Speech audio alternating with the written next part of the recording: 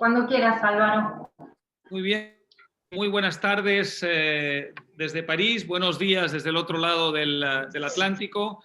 Encantado de tenerlos en una nueva jornada de Fundación Internacional para la Libertad, que conjuntamente con nuestros amigos de Fundación Libertad de Rosario organiza estas conversaciones sobre un tema que nos es común y que nos es a todos muy caro, que es el tema de la libertad.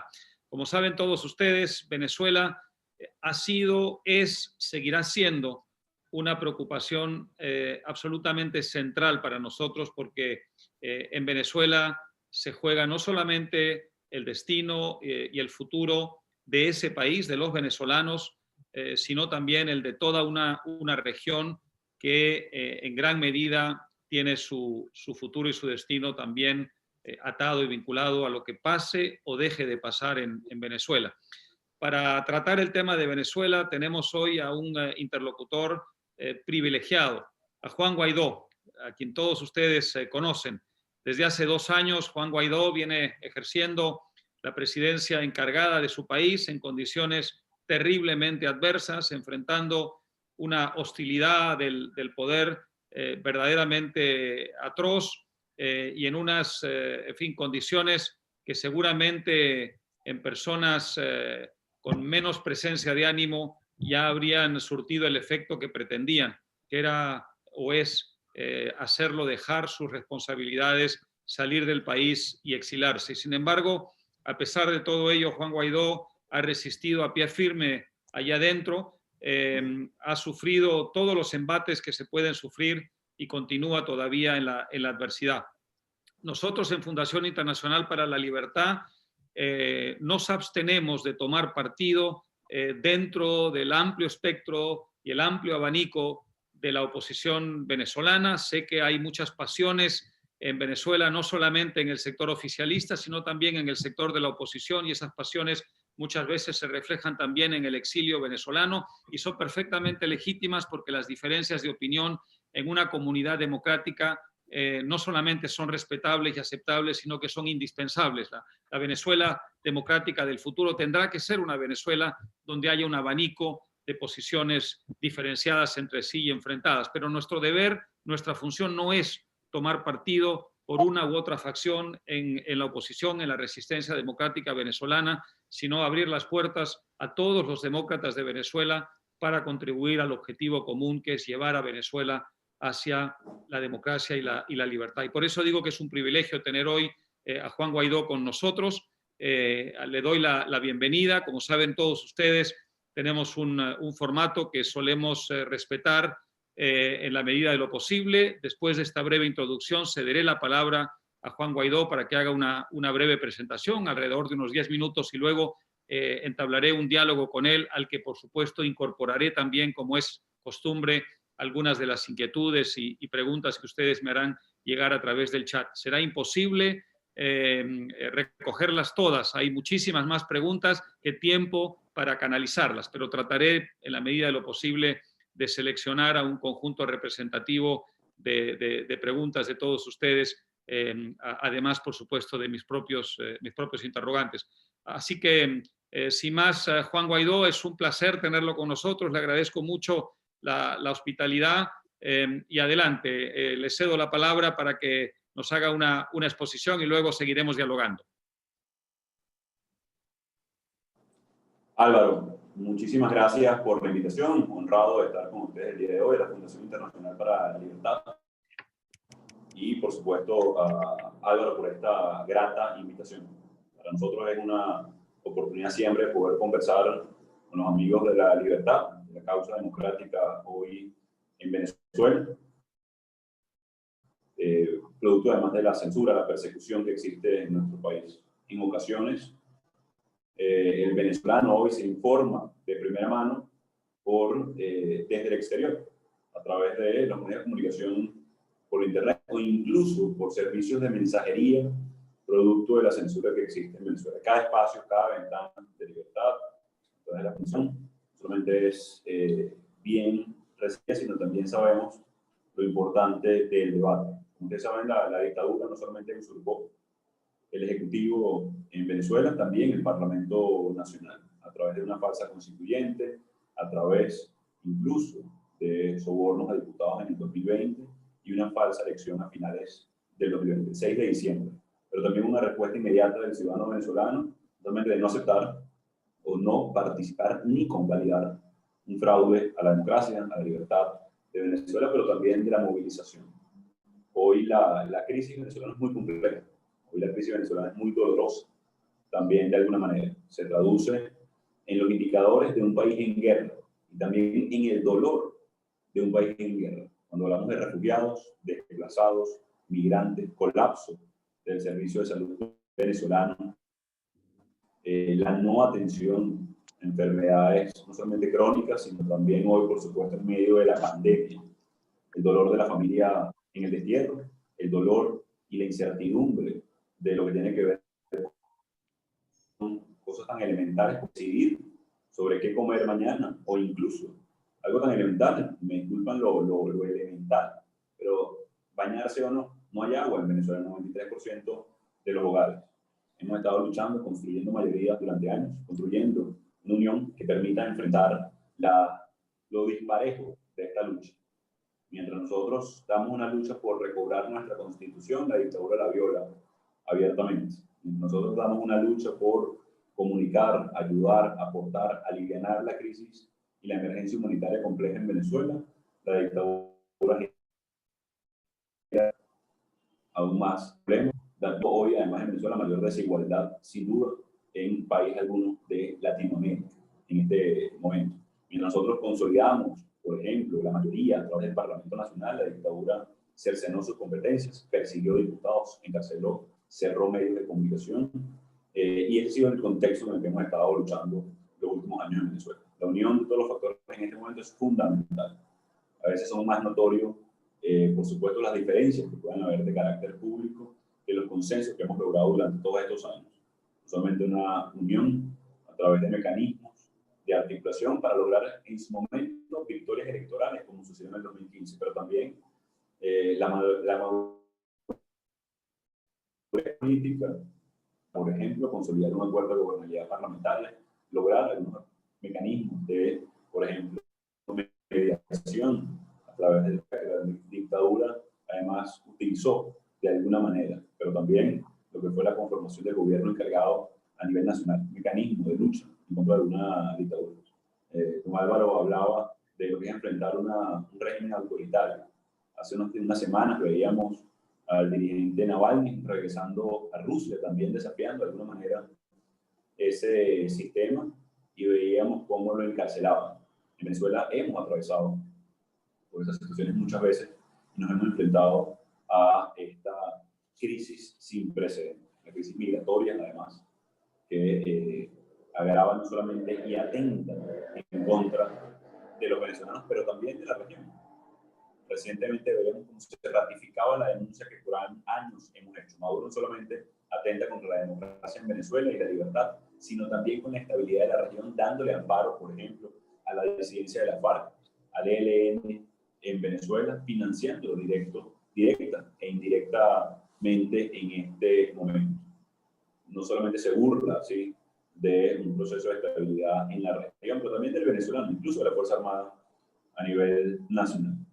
Hoy en Venezuela, más del 80% de los venezolanos, 80% de los venezolanos, repito la cifra, viven en pobreza multidimensional. Es decir, no solamente son bajos los ingresos, $1 al mes, también es un pobre acceso a la educación, a los servicios básicos, agua, electricidad, gas doméstico, incluso hoy gasolina, en el país una de las problemas más grandes del planeta Tierra. Aquí la clave en este momento para los venezolanos, y lo importante de este foro, de esta invitación, es qué hacer, es cómo enfrentar a este régimen que no ha respetado derechos humanos, que hoy tiene en la Corte Penal Internacional un señalamiento claro por la sistemática violación de los derechos humanos, pero también en la ONU, con una misión independiente, también la alta comisionada de los derechos humanos. Aquí la clave para los venezolanos hoy son 3 elementos centrales. El primero, sin duda, como les decía al principio, la unión de los factores y la dirección social y política en torno a un objetivo, en torno a un logro, que son elecciones libres en nuestro país. Lo segundo tiene que ver con la presión interna, con la movilización. Hoy, mientras estamos conversando aquí, hay una protesta de los estudiantes, convocando también por sus reivindicaciones, pero por la reivindicación de Venezuela, la libertad. Mientras estamos conversando aquí, también hay movilización de los sectores trabajadores en Venezuela, exigiendo no solamente reivindicaciones salariales, que bien las merecen, $1 al mes, insisto, el sueldo mínimo en Venezuela, sino por la libertad de nuestro país. Y por último, la necesaria articulación con los factores internacionales. Es una dictadura que ha demostrado que no va a entrar en un proceso de solución a motu propio, sino solamente a través de la presión y la exigencia común de nuestros países aliados, entendiendo la crisis por la cual estamos atravesando, el poco pudor de una dictadura que prefiere encarcelar, aliarse con regímenes autoritarios antes de simplemente respetar la dignidad humana, incluso. Así que esto es parte de la lucha continua y en este momento en Venezuela, a través de los diferentes espacios que tenemos. El Parlamento Nacional, que fue ratificado y reconocido por nuestros aliados de manera extraordinaria, ampliado su mandato y reconocido así por la comunidad democrática como herramienta no solamente de interlocución, sino de lucha, de resistencia democrática, en un momento donde la dictadura no pretende solamente dispersar a las fuerzas democráticas. La intención de la dictadura de Maduro es aniquilar a la alternativa democrática en Venezuela. Lo que hicieron precisamente a espejo de lo que hizo el régimen cubano en su momento, de lo que pretende Noruega en Nicaragua, y hoy la libertad y la democracia una causa común, sin duda, del mundo. Y si alguien puede decir hoy que la democracia siempre está en juego, las libertades siempre se ven, digamos, disputadas, hoy sin duda son los venezolanos. Tuvimos un momento importante de democracia, de prosperidad, lamentablemente la arrebató una dictadura. Hoy es labor de los venezolanos, por supuesto, y también de nuestros aliados y los amantes de la democracia, poder seguir luchando en este momento. Un momento sí de pandemia, un momento de persecución, pero como lo venía diciendo, la democracia, la libertad no pierden momento. Tienen altos y bajos en la lucha, sin duda, pero hoy estamos absolutamente alineados en Venezuela en lograr recuperar nuestra democracia, nuestra libertad y sobre todo la dignidad de todo un pueblo. Muchísimas gracias por esta invitación, Álvaro, y encantado de poder conversar con ustedes el día de hoy. Cómo no, muchas gracias. Quisiera, para empezar y para aclarar un poco las cosas de cara sobre todo al público internacional que no siempre ve con precisión lo que está pasando, hablar un poco de su propia legitimidad. Todos tenemos muy claro, por supuesto, que hace un par de años, en la medida en que usted presidía la Asamblea Nacional, había un régimen espurio. La Asamblea Nacional, dentro de las facultades que le daba la Constitución, removió al dictador y lo nombró a usted presidente encargado. Eso generó una ola de respaldo internacional verdaderamente masiva. Muchos países, una inmensa mayoría de países en la comunidad internacional reconocieron inmediatamente su legitimidad. Pasado el tiempo, la dictadura organizó, por supuesto, como todos sabemos también, a finales del año pasado, unas elecciones fraudulentas para elegir una nueva Asamblea Nacional en la medida en que terminaba el periodo de la Asamblea anterior y, por supuesto, al renovar la Asamblea, también modificar la jefatura de la Asamblea y, por tanto, removerlo a usted de la posición que había asumido como presidente encargado. Ustedes respondieron a través de una consulta y el mecanismo de la comisión delegada para poder preservar, digamos, su legitimidad hasta la llegada de las próximas elecciones. ¿Qué responde usted a quienes desde la comunidad internacional dicen que usted ya no es el presidente encargado de Venezuela, que hay unas nuevas autoridades parlamentarias y que, por lo tanto, en la medida en que su legitimidad derivaba de su posición en la Asamblea Nacional, usted ya no puede llamarse a sí mismo presidente encargado? ¿Qué le responde usted? Te agradezco la pregunta, Álvaro, y primero la voy a responder de manera práctica, luego las consideraciones constitucionales y diplomáticas en este momento tan complejo de Venezuela. La práctica, el 6 de diciembre la dictadura convocó lo que ellos llamaron una elección. ¿Y por qué digo lo que ellos llamaron una elección? Porque en términos prácticos, Álvaro, y lo que nos están viendo de otros países, si por ejemplo yo hubiese querido ser candidato en ese proceso, no habría podido, no solamente porque estoy inhabilitado por la dictadura, perseguido además, pero también nuestros partidos políticos ilegalizados. Y no solamente ilegalizados, por ejemplo, en el caso de Primera Justicia, Voluntad Popular, Acción Democrática, Encuentro Ciudadano, 20 Venezuela. Estoy nombrando algunos de los partidos que hacen vida en la alternativa democrática. Ninguno de esos partidos habría podido postular candidato alguno, porque no solamente fueron ilegalizados los partidos, también fueron entregados discrecionalmente a quien la dictadura decidiera quién era el habilitado para eso. Por ejemplo, si en España cualquiera de los partidos hoy es como si dijeran que algunos de los que veo en el recuadro, Matías es el jefe de PSOE y Bárbara el de PP y Claudio el de Ciudadanos, discrecionalmente. Es decir, ni siquiera queriendo haber participado en ese proceso, ninguno en la alternativa democrática venezolana pudo haberlo hecho. Eso a nivel práctico, evidentemente, no es una elección, es simplemente un reparto de cargos que hizo la dictadura para tratar de simular un proceso de elección. Pero voy más allá. Enviados de Bruselas llegaron a Venezuela hace aproximadamente 6 meses para buscar procurar condiciones competitivas. ¿Qué hizo Maduro en este caso? Les cerró la puerta en la cara. No solamente fue que no teníamos condiciones de ningún tipo, ni siquiera algo tan elemental como nuestros partidos políticos para poder postular a un proceso como ese, algo tan elemental. El árbitro fue secuestrado, que fue parte de las exigencias que, por ejemplo, la Unión Europea, a través de unos enviados de Bruselas, trató de mediar.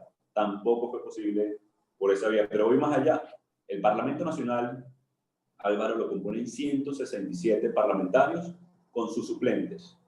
La dictadura, de manera discrecional, aumentó esa cifra a 277, sin ningún fundamento.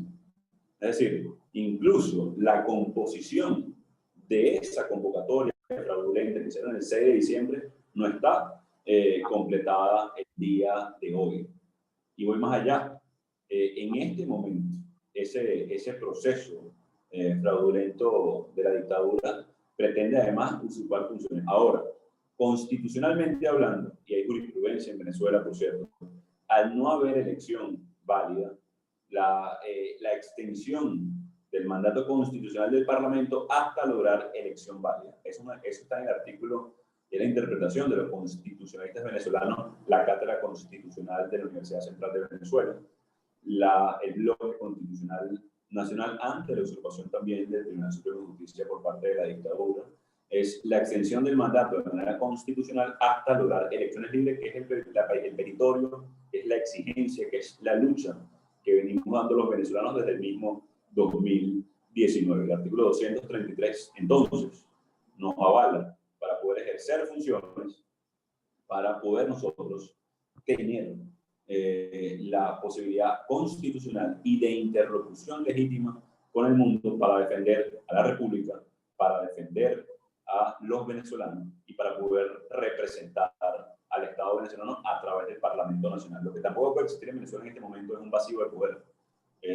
Luego de la usurpación de Maduro y, por supuesto, del intento de usurpación al legislativo. El año pasado, la dictadura convivió con algo similar, lo que ellos llamaban la Asamblea Nacional Constituyente y la Asamblea Nacional, que estaba usurpada en este caso por Luis Parra, un diputado que recibió sobornos por parte de la dictadura, de manos de Alex Saab, hoy preso en Cabo Verde, por recibir además dinero y haber comprado con sobreprecio alimentos para Venezuela. Esa es la trama que la dictadura ha generado y la confusión que pretende generar a nivel internacional. A nivel interno está muy claro, usurpan funciones y a pesar de los riesgos seguimos defendiendo el Parlamento Nacional. La semana pasada, por cierto, por estar ejerciendo funciones, me ofrecieron, Álvaro, 200 años de cárcel, sacaron unas esposas en televisión nacional diciendo que si me encontraban en cualquier calle de Venezuela me iban a detener. Y mire, yo estoy en las calles con nuestra gente. Venimos de actividades de la calle hace unos minutos. Sesionamos. El Parlamento Nacional sesiona en la calle porque está usurpado el Palacio Federal Legislativo. Es la dictadura que no le puede dar la cara hoy al pueblo de Venezuela porque han generado la peor emergencia humanitaria que ha visto el continente. Una de las bases de poder importantes con las que usted ha contado en los últimos 2 años, evidentemente, ha sido el respaldo de la comunidad internacional, y me refiero a un respaldo oficial de estados, gobiernos, de la comunidad internacional. La pregunta es, ¿cuánto de ese respaldo se mantiene? Llamó mucho la atención dentro y fuera de Venezuela, pero más fuera de Venezuela, hace algunos días que la Unión Europea hablara de usted, ya no como presidente encargado, sino como un interlocutor privilegiado, al mismo tiempo que el Parlamento Europeo seguía reconociéndolo a usted como presidente encargado, y luego vino una declaración de la administración Biden a través de un portavoz de la Secretaría de Estado, donde la impresión que uno tenía es que estaban tratando de contrarrestar el debilitamiento de su posición eventualmente producido por la declaración de la Unión Europea, reforzándolo a usted con una, digamos, prolongación del reconocimiento. ¿Cómo percibe usted su propia posición internacional? ¿Con qué apoyos cuenta? ¿Con qué apoyos ha dejado de contar? Primero quiero poner en perspectiva lo importante que es para los venezolanos hoy el respaldo internacional y diplomático.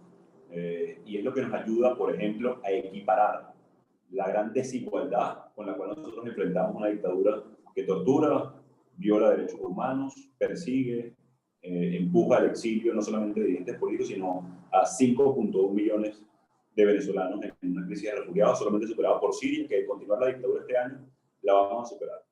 Es lo que nos ha ayudado a equiparar nosotros esa gran, digamos, desigualdad mientras ellos secuestran el aparato represivo del Estado, mientras ellos de manera irregular, además, intentan judicializar todo ámbito del espacio público nacional o incluso ONG perseguidas. Entonces quiero poner en perspectiva lo importante de esto y por eso, por ejemplo, ponía el contraste con hoy un Navalny detenido preso, mientras hoy podemos nosotros enfrentar a la dictadura en las calles de Venezuela, incluso la lucha que se está dando en Bielorrusia también en este momento por la libertad y democracia.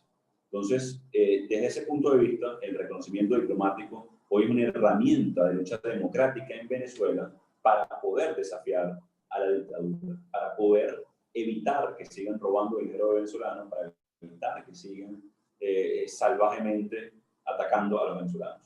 Recordemos algo adicional. El Parlamento Europeo no solamente nos reconoce, pero la Comisión Europea nunca llegó a un acuerdo de reconocimiento a la presidencia encargada, porque Italia y Chipre en este caso no reconocían y necesitaban unanimidad. No ha cambiado ese estatus en este momento con lo que es la Comisión Europea, como tampoco ha cambiado el estatus con los aliados como los países que integran a la Unión Europea, a los 25 países que dan reconocimiento de la lucha del venezolano, más que a Juan Guaidó. Lo que le sirve al gobierno encargado es precisamente para poder equiparar esta desigualdad. El respaldo que también en algún momento algunos quisieron sembrar una sombra de incertidumbre con respecto al respaldo de los Estados Unidos, por ejemplo, no solamente es sólido, sino es a la causa democrática venezolana, al Grupo de Lima, a la OEA, al Parlamento Europeo, a la Comisión Europea, a los países que integran, por supuesto, Europa, el Reino Unido, además, también.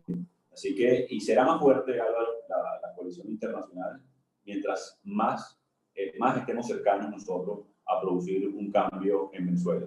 Recordemos que tenemos años de intenso conflicto en el país, los últimos dos, especialmente de manera muy intensa y muy duro para el venezolano, para la dirigencia de la Alternativa Democrática, para mí como presidente encargado. Nosotros procuraremos fortalecer la alianza internacional para ayudar a contrarrestar lo que han sido la desigualdad en la lucha en Venezuela y hacemos un llamado y aprovechamos este espacio para hacerlo con nuestros aliados, de lo importante que es mantener el respaldo del Parlamento Nacional, al gobierno encargado, a la lucha democrática y por el contrario, no acostumbrarnos a una dictadura.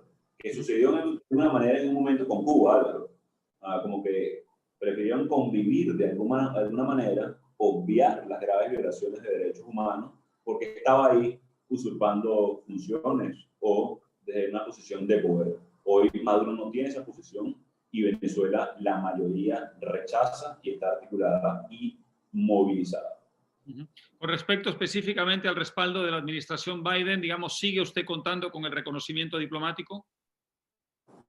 Sí, totalmente, así lo han expresado desde el secretario de Estado hasta el Senado, por ejemplo, que ayer de manera bipartidista impulsaba una resolución de apoyo al Parlamento Nacional electo en el 2015, al gobierno encargado y a mi persona como gobierno interino. una de las cosas que hemos hecho también con nuestros aliados en Estados Unidos, y debo agradecer el respaldo bipartidista a la causa venezolana. Y casualmente solamente fue el Departamento de Estado, la administración Biden, pero también el Senado de manera muy contundente, y debo agradecer la iniciativa del senador Rubio Menéndez, que fue aprobada el día de ayer en el Senado de los Estados Unidos. Muy bien, es evidente, 2 años después del momento en que usted asumió el cargo, que algo ha fallado, que algo no ha salido de acuerdo con las previsiones. Yo no soy de aquellos que se suman fácilmente a quienes critican al líder de la resistencia democrática bajo una dictadura por no lograr sus objetivos con rapidez. Tumbar a una dictadura salvaje y feroz como la de Venezuela, luchando en unas condiciones de adversidad como las que ustedes han enfrentado, es una tarea verdaderamente titánica que a otros países les ha tardado no años, sino décadas. De manera que quienes con excesiva facilidad, a mi juicio, lo descalifican a usted y a quienes lo acompañan por no haber logrado los objetivos, pecan de injustos. Sin embargo, sí creo que es legítimo plantearse por qué en estos 2 años no ha sido posible lograr mucho más. Había un momento, en 2019 sobre todo, en que parecía que la dictadura se venía abajo, no solamente por la ola de respaldo internacional y de solidaridad internacional con que ustedes contaban, sino también porque la movilización interna daba la impresión de estar produciendo una fragmentación del propio régimen, quebrando al propio régimen por dentro, y ese es un objetivo que tiene toda resistencia democrática, evidentemente lograr que digamos, lo que aparentemente es muy sólido, un día deje de serlo y el propio régimen empiece, por sus contradicciones internas, a derrumbarse. Todo eso daba la impresión de estar en marcha en 2019, 2 años después, evidentemente todo eso ha resultado, si no un espejismo, por lo menos muchísimo menos maduro de lo que parecía. ¿Cuál es su análisis de lo que ha pasado? ¿Siente usted una sensación de fracaso frente a lo que ha ocurrido? ¿Cuál es su estado de ánimo frente a eso? Mira, primero de lecciones aprendidas. Sin duda hay una evidencia dura, dirían los científicos. Maduro está hoy usurpando funciones en Miraflores. Y ante eso nos lleva también a reflexiones como sociedad, como dirigencia política, como presidente encargado en este momento. ¿Qué falta para terminar de derrotar a la dictadura? Porque cuando lo vemos en retrospectiva, Álvaro, la construcción de mayoría a través de la unión de los partidos políticos, el haberle arrebatado el Parlamento en el 2015 de manera electoral, el haber votado en ese momento, el haber no votado en el 2018 para no convalidar un fraude, el haber tenido la legitimidad en el 2019 para buscar el apoyo internacional, la movilización, los procesos de mediación o negociación que en su momento se dieron en Venezuela, la mismísima construcción de la mayoría, que no vino de gratis en ningún momento, han sido herramientas o capacidades construidas para poder enfrentar a la dictadura. Entonces, la gran pregunta hoy para nosotros es, ¿qué falta para derrotar a la dictadura? Algunos que dicen, bueno, no hay unidad en Venezuela y por eso Maduro sigue ahí. Eso es, digamos, llevarlo a algo muy simple, porque en los últimos 9 años no solamente hemos tenido unidad, hemos tenido una muy buena unidad. En su momento electoral, en su momento de calle, en su momento, digamos, gubernamental, incluso con el gobierno encargado. La tarjeta de la unidad en el 2015, los procesos de calle reiterados en Venezuela. Maduro está ahí porque es un dictador, porque prefirió asesinar a Costa Arévalo y exhibirlo, desangrarse en un juzgado para exhibirlo como por ejemplo, un castigo ejemplarizador, un mensaje a la Fuerza Armada, la actuación del pueblo cubano. Por ejemplo, en los procesos de mediación y negociación, ¿cuáles son las lecciones aprendidas?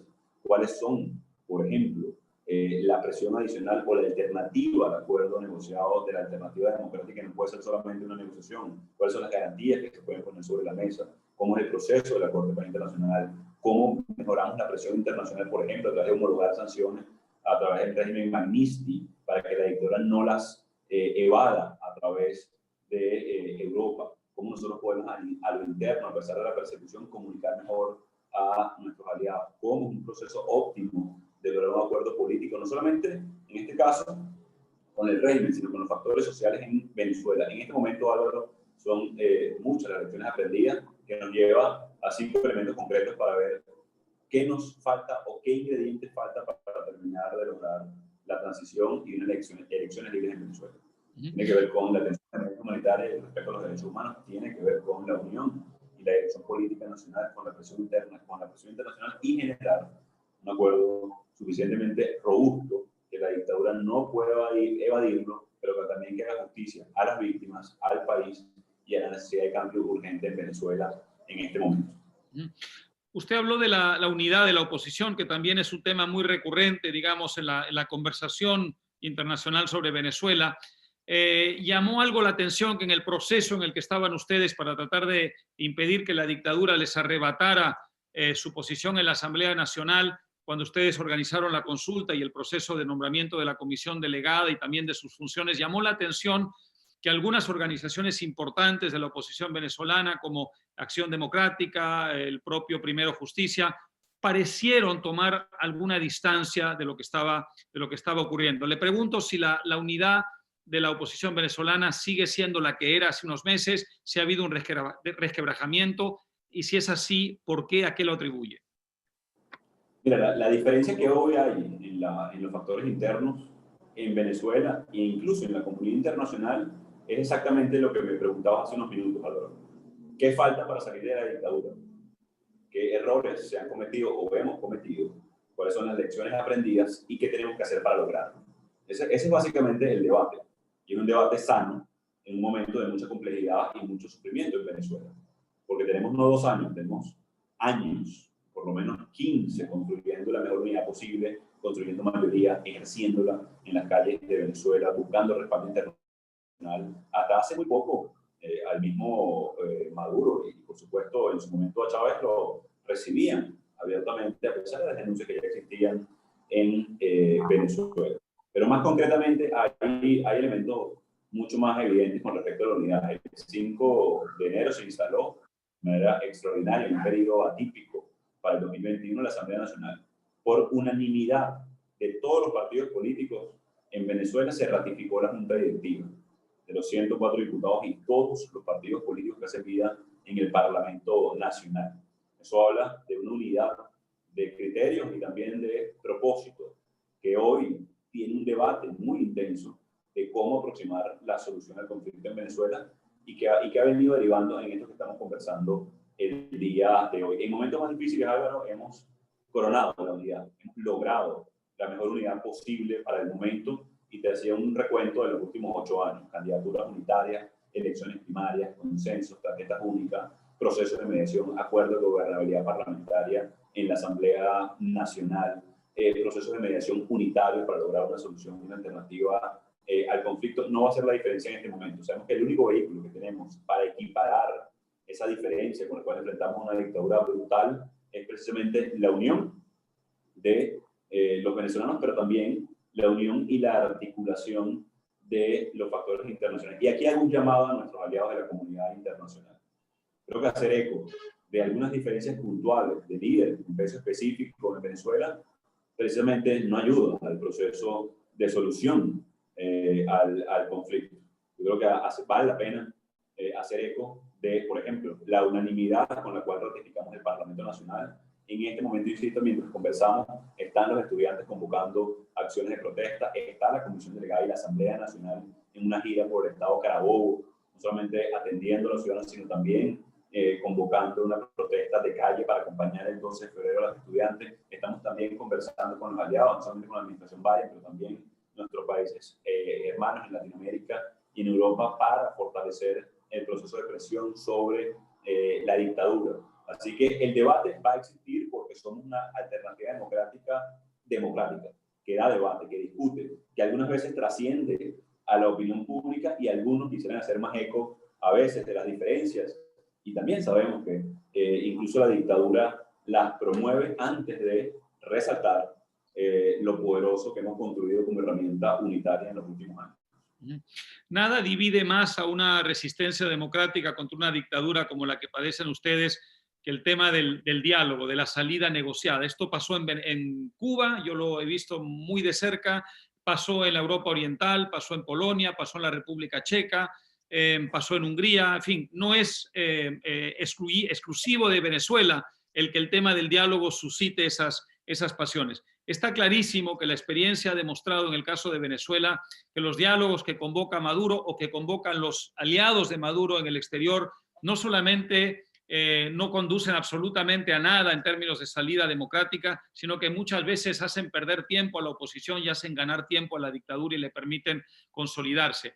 Al interior de la oposición venezolana hay corrientes que proponen, a pesar de esa experiencia, seguir negociando, seguir dialogando y seguir pactando, en parte porque dicen la vía alternativa de la resistencia callejera y la presión internacional no han surtido efecto. Hay quienes incluso lo han acusado a usted de ser una persona que está hoy día poco a poco moviéndose hacia posiciones más favorables a la salida negociada y la salida pactada. ¿Qué le responde usted? Mira, uno coincidir. Para la dictadura, el diálogo o la negociación son en sí mismos. Es decir, ellos, y lo han hecho en los últimos años de manera reiterada. ¿Qué hicieron, por ejemplo, en el 2016? Que, por cierto, cuando estuvo Zapatero en Venezuela, que ya sabemos que no estaba como mediador, sino como parte del régimen, como parte de Maduro. Estamos en un proceso de mediación para facilitar el referéndum revocatorio, y estando en ese proceso, la dictadura suspendió el proceso de manera unilateral. Habían liberado presos políticos incluso para ese momento. Lo hicieron en el 2017 también, cuando el proceso de Dominicana. Estando en el proceso de mediación, de negociación, convocaron de manera unilateral la elección presidencial sin haber culminado de ninguna manera el proceso. Así que, como tú decías, Álvaro, hoy para la dictadura la negociación es un fin en sí mismo. Ahora, y por eso nosotros tenemos trascender a ese mecanismo. Es distinto procurar un acuerdo político que sí favorezca a los venezolanos. El error es ver el mecanismo como el objetivo. No es un objetivo en sí mismo una negociación o una mediación. No es un objetivo en sí mismo ni siquiera la protesta ciudadana, reivindicativa o simplemente por nuestros derechos políticos y sociales. Debemos ver esto como un sistema que debe procurar una solución al conflicto. ¿Qué herramientas tenemos, insisto, para esto?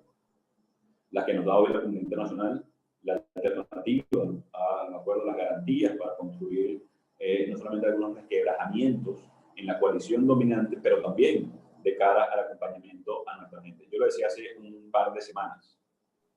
Nosotros no estamos dispuestos a seguir perdiendo tiempo con la dictadura. Están muy claramente las bases para lograr una solución política al conflicto. No queremos convertir un mecanismo en un fin en sí mismo, por el contrario, debemos lograr nosotros trascender a eso, entendiendo de los errores cometidos en los últimos años en los diferentes procesos de mediación, negociación o procura de una mediación. Así que aquí lo importante para nosotros es no enfocarnos en el mecanismo, sino en el objetivo, y entender que la dictadura no va a hacer de manera unilateral o a motu propio un acuerdo que solvente la crisis, que tenemos que presionar a nivel nacional e internacional para forzar, para lograr condiciones que nos lleven a elecciones libres y un programa electoral de cara a la resolución del conflicto. Eso no va a llegar de manera aislada, sino que debemos nosotros procurar la mayor presión posible. Antes de recoger algunas de las preguntas que me está haciendo llegar el público, por cierto, tenemos hoy un público conectado desde el mundo entero. Tenemos gente que se está comunicando desde Italia, desde Alemania, desde Francia, desde España, desde la República Checa, desde el otro lado del charco, desde América Latina, Estados Unidos, un vasto público internacional. Quiero preguntarle, antes de recoger algunas de las preguntas del público, si como mecanismo de presión vale el volver a salir a las calles. Habló usted de algunas convocatorias estudiantiles que también han tenido alguna repercusión internacional, pero da la sensación desde fuera que ya no hay ese gran movimiento o esa gran movilización de masas que hubo hace algunos meses y que hubo sobre todo en 2019, como si hubiera perdido fuelle, como si hubiera perdido dinamismo, la capacidad de movilización interna. ¿Están ustedes dispuestos a volver a las calles masivamente para hacer de eso uno de los instrumentos de presión para forzar al régimen a la salida que ustedes proponen? Sí, sin duda la herramienta presión ciudadana, movilización, protestas reivindicativas, protestas de lucha social, es una herramienta fundamental en la resistencia democrática, en el mecanismo de exigencia. No solamente estamos dispuestos, Álvaro, sino estamos también en un proceso de organización y articulación y convocatoria y acompañamiento, unificación de luchas. Ya hoy está claro que el movimiento sindical en Venezuela no es suficiente con la exigencia de reivindicaciones laborales, como también el movimiento estudiantil venezolano, que tiene un rol protagónico en los últimos años en Venezuela. De hecho, en mi caso fui dirigente estudiantil hace ya más tiempo del que me gustaría reconocer, pero en este momento la clave es la articulación y unificación de las luchas. Y como tú lo decías muy bien, se genera una percepción a nivel internacional de que no hay movimiento en Venezuela, por lo cual pareciera apagarse un momento. Yo quiero decir varias cosas con esto.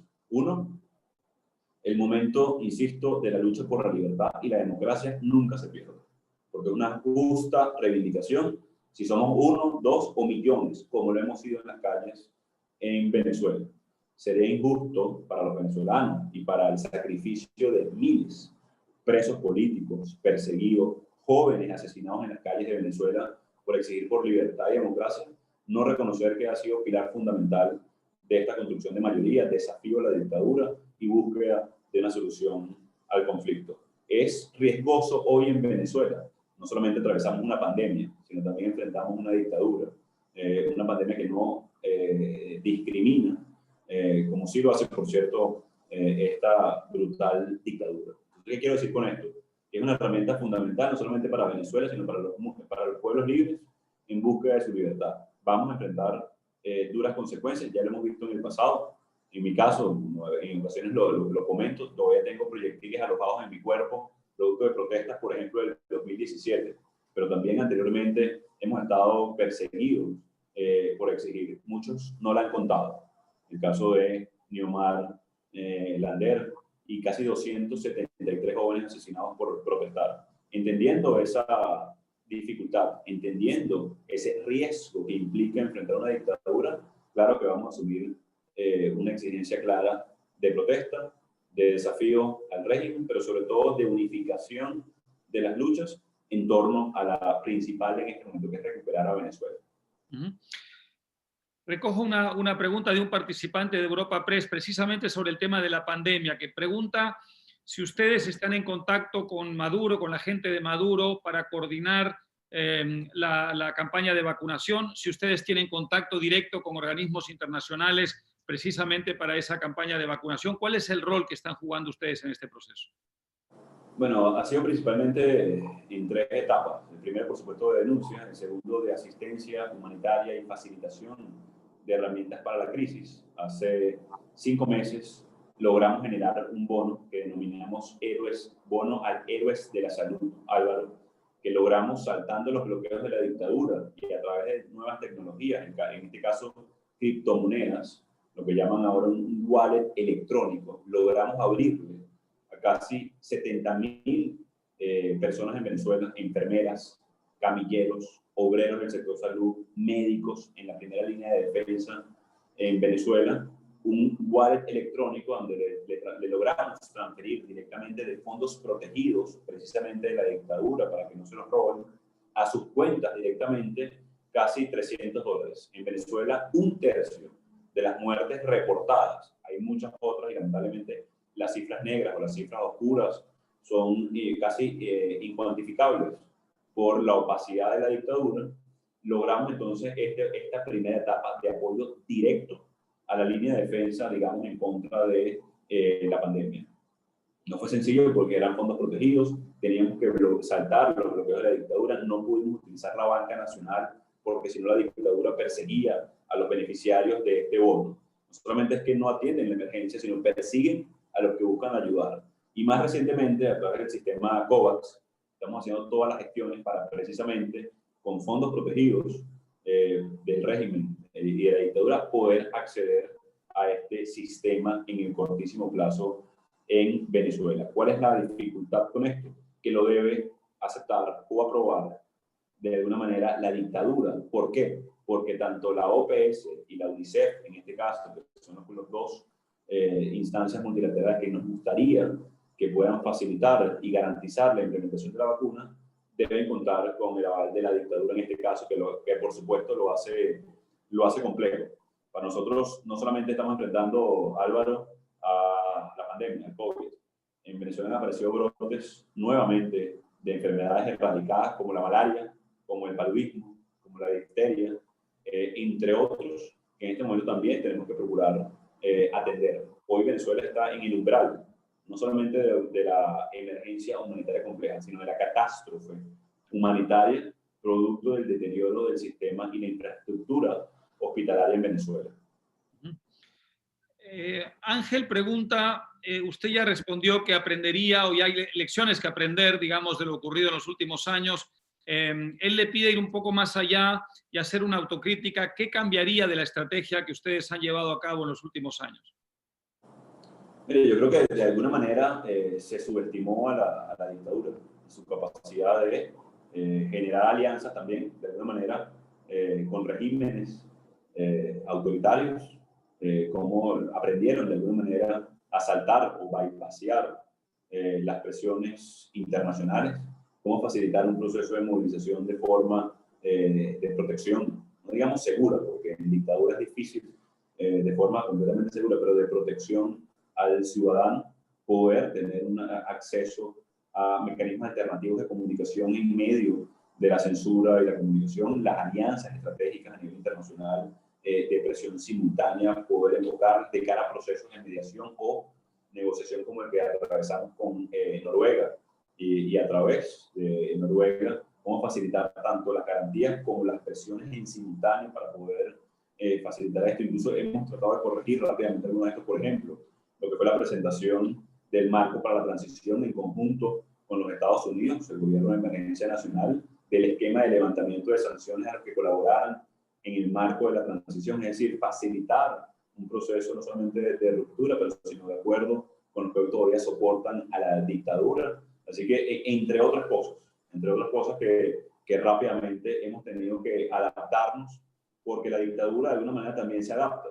La dictadura prefirió importar gasolina desde Irán, un país también bastante comprometido en ese sentido, que simplemente lograron un acuerdo de una solución. La dictadura prefirió asesinar, torturar, matar, que lograr.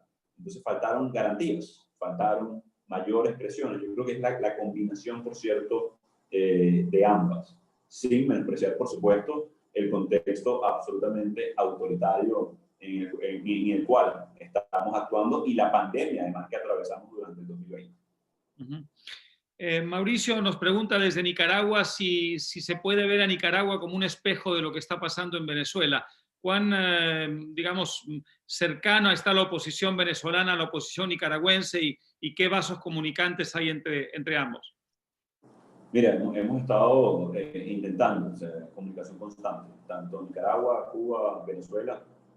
Hoy, como ustedes saben, y en el momento, digamos, del boom de los commodities, el cual de alguna manera Chávez utilizara para promover a través del Foro de Sao Paulo, de manera absolutamente regular, financiamientos a campañas en otros países, a regímenes autoritarios que retroalimentó de alguna manera no solamente a Cuba, pero también a Nicaragua, en su momento a personas como Correa, hoy solicitada por la justicia de Ecuador de alguna manera. Eso nos obliga, solamente es un deber hoy para los latinoamericanos fortalecer alianzas que realmente vayan de cara al empoderamiento de los ciudadanos, de las libertades, porque si yo les preguntara a ustedes hoy cuál fue la alternativa generada al Foro de Sao Paulo en ese momento, ¿no? Bueno, la verdad no está claro. Las alianzas democráticas por libertades en ocasiones, Álvaro, son un poco más frágiles que las autoritarias y como se retroalimentaron sin ningún pudor a través, por ejemplo, de fondos de PDVSA, en el caso de la estatal petrolera venezolana, pero también de Odebrecht, por ejemplo, como fue un esquema de financiamiento a campañas a nivel internacional para fortalecer a estos regímenes. Hoy Nicaragua tiene un reto muy similar al venezolano, está atravesando un proceso propio que guarda similitudes. Ortega también un dictador despiadado, el cual nos obliga a todos. Y también una profunda reflexión, de alguna manera, como latinoamericanos y como hoy una sociedad interdependiente que quedó expuesta como nunca, además con la pandemia, absolutamente interdependiente. Miren, y una reflexión en positivo. La Carta Interamericana de los Derechos Humanos. ¿Cuál fue su aplicación en el caso de Nicaragua, Venezuela o Cuba? Lo que tiene que ver con, por ejemplo, responsabilidad de proteger. Debate introducido en su momento por Kofi Annan en el seno de Naciones Unidas. ¿Cuál es su utilidad en este momento? La pertinencia y agilidad de la Corte Penal Internacional ante regímenes como este, y qué herramientas tiene del otro lado el ciudadano, como los venezolanos o los nicaragüenses, con la Constitución en la mano, desarmados, con la no violencia, con la estructuración y retejer o rearmar el tejido social para contener y defendernos de estos regímenes autoritarios. Entonces, yo creo que son espejos, somos países hermanos, estamos en contacto con la alternativa democrática en cada uno de estos países. Y yo creo que es tarea pendiente para los latinoamericanos, pero para el mundo, buscar mecanismos de mejor retroalimentación en positivo. No como sucedió en ese momento, como por ejemplo el Foro de Sao Paulo, sino en positivo de cara al fortalecimiento de las democracias, de las libertades y también que exista responsabilidades. Es decir, si un dictador como Maduro asesina, ataca, tortura, entre otros, pero también lo hace Ortega, y lo hacen en Cuba, y lo hacen en Bielorrusia, y no hay una consecuencia inmediata de los países amantes de la democracia, ¿cuál es el incentivo para ese dictador de dejar de hacerlo? Hay que buscar también mecanismos de responsabilidad inmediata a ese tipo de regímenes y que se entienda que es en serio, no que simplemente, digamos, no quisiera ser tan duro de llamarlo un saludo a la bandera, pero desde la experiencia venezolana se aproxima bastante. Uh-huh. Hubo algunos casos de corrupción en la oposición venezolana que, por supuesto, el régimen utilizó maravillosamente desde el punto de vista propagandístico y que además tuvieron también alguna repercusión internacional. ¿Han tomado ustedes las medidas para que eso no vuelva a ocurrir, para castigar a los responsables? ¿Cómo han reaccionado frente a estos casos de corrupción? Bueno, te voy a poner dos ejemplos, Álvaro, porque creo que fueron más propagandísticos, más allá de los mecanismos de pesos y contrapesos naturales, incluso un gobierno encargado en dictadura que debe existir, de rendición de cuentas, de transparencia y, por supuesto, rendirle cuentas al ciudadano, así estemos en dictadura. No hay ningún tipo de excusa en ese sentido. Te voy a poner dos ejemplos recientes. Por ejemplo, el caso de lo que fue la ayuda humanitaria en Cúcuta. Fue una labor de propaganda. No había, y como ya lo he dicho, USAID, como lo ha dicho nuestros aliados, el gobierno encargado no maneja dinero de ayuda humanitaria, va directamente a las multilaterales, va directamente a ACNUR en el caso de los refugiados, va directamente a UNICEF, en el caso de la atención primaria va directamente a PAJO o a OPS para el tema de salud. Pero el régimen trató de hacerlo vender como un caso de corrupción cuando no se manejaban ni siquiera recursos. Entonces, eso es uno de los ejemplos. El segundo, recientemente, por ejemplo, de cara a la protección de activos y a las deudas que tiene la dictadura de Maduro, la recuperación de activos. Se trató de llegar a un acuerdo en este caso con el hermano gobierno de Paraguay que no culminó, y no culminó porque no era beneficioso para los países. Así que se difirió de manera casi inmediata. Se construyó además un mecanismo de contratación pública estando en dictadura de manera casi extraordinaria para precisamente rendir cuentas. Y ese simple hecho, la dictadura lo tomó como un caso y lo explotó como un caso a nivel internacional cuando ni siquiera ni se concretó ni se logró, pero sí tomamos medidas, no solamente de interpelación como se hizo en el Parlamento Nacional, la construcción de una ley de contrataciones especiales estando en dictadura para que sea transparente, de cuadra a cualquier otro caso. Así que más bien estas herramientas de propaganda que ha utilizado la dictadura, las hemos utilizado para no solamente tomar correctivos, sino poder en dictadura, en situaciones extraordinarias, rendirle cuentas y ser transparentes con nuestra gente. Hablando de activos que controla la oposición o no controla la oposición, en un momento dado, con ayuda de la comunidad internacional, ustedes lograron arrebatarle a Maduro y al régimen venezolano el control de algunos activos internacionales, sobre todo vinculados a PDVSA, que evidentemente era una fuente importante de ingresos y de divisas para el régimen. ¿Cuál es la situación hoy, por ejemplo, de Citgo, del de la sucursal de PDVSA en Estados Unidos que maneja refinerías, estaciones de servicios y que es una empresa muy, muy importante. ¿El control lo tiene la oposición? ¿No lo tiene la oposición? ¿Cuál es la situación real? Mira, Citgo es el activo más importante en ultramar que posee la República de Venezuela. Citgo está hipotecado de manera irregular, de manera ilegítima. Lamentablemente lo hicieron así, producto del saqueo que han tenido en los últimos años. Y te voy a poner una cifra para poner en contexto, Álvaro. La industria petrolera venezolana se le invirtieron $300.000 millones en los últimos 14 años. Los últimos 2, 0. Pero en los últimos 14 se le invirtieron $300.000 millones. Solamente 3 países del mundo invirtieron más dinero en su industria petrolera que Venezuela: Arabia Saudita, Rusia y los Estados Unidos. Como ustedes saben, esos 3 países producen hoy casi 10 millones de barriles de petróleo día, o logran extraerlo de alguna manera. En el periodo de inversión duplicaron su producción petrolera. Pasaron de aproximadamente 5 millones de barriles a los 10 millones de los cuales estamos hablando. En ese mismo periodo, Venezuela invirtió $300.000 millones. Pasamos de casi 3 millones de barriles a 400.000.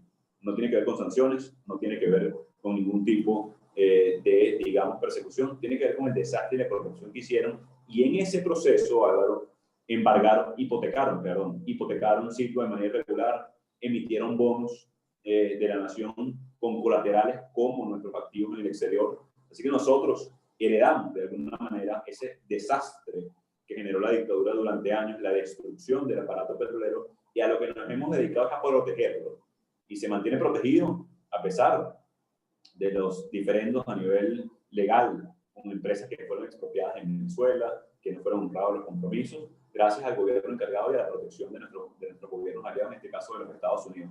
Pero quiero poner algo más adicional. Miren, el ingreso, por ejemplo, que generaba Citgo a Venezuela era aproximadamente, Álvaro, 4 días de producción petrolera. Es decir, el valor estratégico para Venezuela de Citgo era, por supuesto, la apertura al mercado internacional, la colocación de nuestro producto, en este caso petróleo, de manera inmediata. Pero los dividendos de todo un año de PDVSA son aproximadamente, en su mejor momento, por supuesto, 4 días de exportación y de producción petrolera. Y digo esto para ponerlo en contexto. A veces se habla de Citgo como la gran fuente de recursos venezolanos. No es cierto. La gran fuente de recursos venezolanos es, por supuesto, la exportación de nuestra materia prima, hoy venida a menos por la destrucción que ha generado la dictadura. Citgo lo vamos a proteger, está protegido en este momento, no podemos acceder a esos recursos por la protección que tiene los recursos en Venezuela, pero para nosotros lo importante es proteger para proteger el futuro de Venezuela. Bueno, estamos ya casi al límite del tiempo. Quiero hacerle una pregunta desagradable e ingrata, pero importante para el futuro de la democracia en Venezuela. Si a usted le pasa algo, lo matan el día de mañana, lo meten preso, como lo están amenazando con hacer sus adversarios desde hace algunos días, de manera, en fin, entre circense y grotesca, pero a estos regímenes siempre hay que tomarlos en serio a pesar de lo circense y lo grotesco. Si a usted le pasa algo el día de mañana, ¿hay un mecanismo de sucesión para que la oposición no se desarme, no se desintegre? Una pregunta clave, Álvaro, porque no tengamos duda que la intención de la dictadura es aniquilar a la alternativa democrática. Y eso incluye físicamente, moralmente, políticamente, y lo han demostrado. Lo único que no ha discriminado en 20 años es la persecución, la tortura y lamentablemente la desigualdad en nuestro país. Hemos tomado medidas ante ese riesgo, es un riesgo que existe en Venezuela. No tomamos las amenazas de la dictadura como vacías, las tomamos en su justa medida porque lo han hecho en años anteriores. Así que lo importante, por eso te decía, el respaldo y el reconocimiento del Parlamento Nacional a la institución. Nosotros debemos fortalecer las instituciones en Venezuela, en Latinoamérica y en el mundo como contrapeso a lo que se pretende eternizar a través del populismo o a través de una falsa ideología. Ese es el reto que tenemos en Venezuela, y en este momento de crisis y de riesgo, más importante aún entonces para nosotros fortalecer el Parlamento Nacional, fortalecer un Parlamento en resistencia, a unos diputados que también son perseguidos, como lo soy yo en este momento, o mi familia. Y aquí una breve anécdota, me disculpas lo anecdótico, Álvaro. Mi hija de 3 años, cuando ve un carro que viene detrás, pregunta que si es la policía y que por qué nos siguen, por qué nos están siguiendo. Me toca explicarle el deber ser de la policía en un país en democracia o que respeta los derechos humanos, no porque nos persiguen a nosotros, porque nos persiguen a los demócratas, porque nos persiguen a los que trabajamos por un mejor país. Así que en ese contexto estamos y hemos tomado las medidas respectivas. No las vamos a decir en detalle para que la dictadura además no vaya a perseguir también al resto de los que están defendiendo la democracia y la libertad. Muy bien, quiero agradecerle muchísimo su participación en este foro. Creo que era muy importante después de algunas semanas, incluso meses de incertidumbre, durante las cuales muchos nos preguntábamos cuál era el estado de cosas de la oposición venezolana, de la resistencia democrática venezolana. Hoy en día, escuchar de su propia voz lo que está pasando y lo que tienen pensado para el futuro inmediato. Así que quiero, a modo de despedida, no solo agradecerle mucho, sino transmitir a través de usted al pueblo venezolano nuestra infinita y persistente solidaridad. Somos unos aliados convencidos de la causa democrática venezolana. El dolor de los venezolanos es también el nuestro. Están ustedes en nuestros pensamientos permanentemente y no cejaremos en nuestro esfuerzo por combatir a la dictadura hasta el retorno de la democracia. Así que le agradezco muchísimo y espero tenerlo con nosotros en una próxima oportunidad. Con todo gusto, Álvaro. Gracias por la invitación. Gracias a los que se conectaron el día de hoy a través de este importante foro. Y aquí estamos muy firmes, a pesar de los riesgos, a pesar de la dificultad, con un objetivo muy claro que es recuperar nuestra libertad. Bien vale la pena el riesgo, bien vale la pena Venezuela y la libertad de todos. Muy bien, hasta pronto.